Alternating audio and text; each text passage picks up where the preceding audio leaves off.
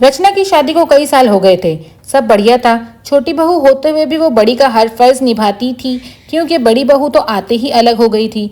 रचना के सास ससुर को हर काम के लिए रचना ही लगती थी, फिर भी वो उसकी बुराई करना नहीं छोड़ते थे। और सबसे बड़ी बात, बुराई भी अक्सर उसकी ही परिवार के वालों की करते थे, जो रचना को बचपन से जानते थे, या फिर रचना की सहेलियों से, या खुद के मायके वालों से। पहली बार जब शादी के बाद रचना की दोस्त आई तो सासू माँ ने उससे ही रचना की बुराई करना शुरू कर दी। जब रचना को पता लगा तो उसने अपने पति नीलेश से कह माँ जी को समझवा दिया था कि कम से कम जो लोग उसे जानते हैं उनसे तो उसकी बुराई कर खुद की जग हंसाई ना करवाए। पर उन्होंने ना सुनी, बल्कि और ये आदत ही बन गई थी।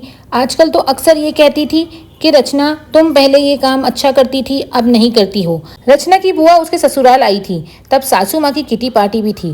वो बुआ को भी साथ ले गई और आदतन सबके सामने ही रचना की बुराई करने लगी।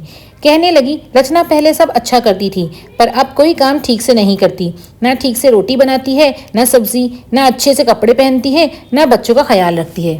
वो कुछ और बोलती, इससे पहले ही रचना की बुआ बोल पड़ी, लगता है ससुराल में आकर बिगड़ गई है, क्योंकि हमारे घर की तो वो बड़ी बेटी है और सारा घर और ऑफिस दोनों अच्छे से संभालती थी और बड़ों से लेकर बच्चों तक सभी का ध्यान भी रखती थी।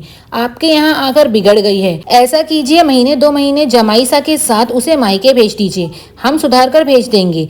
अब रचना की सासू माँ का मुंह देखने लायक था। उन्हें बोलने के लिए शब्द ही नहीं मिल रहे थे, तो बस फिर उठकर चली गई, ये कहकर कि आती हूँ, जरा कोई बुला रहा है। और रचना की बुआ जी बस मुस्कुरा रही थी। इसीलिए कहते हैं कि जब कोई सर के ऊपर का मिलता है तो सारी हेकड़ाई निकल जाती है।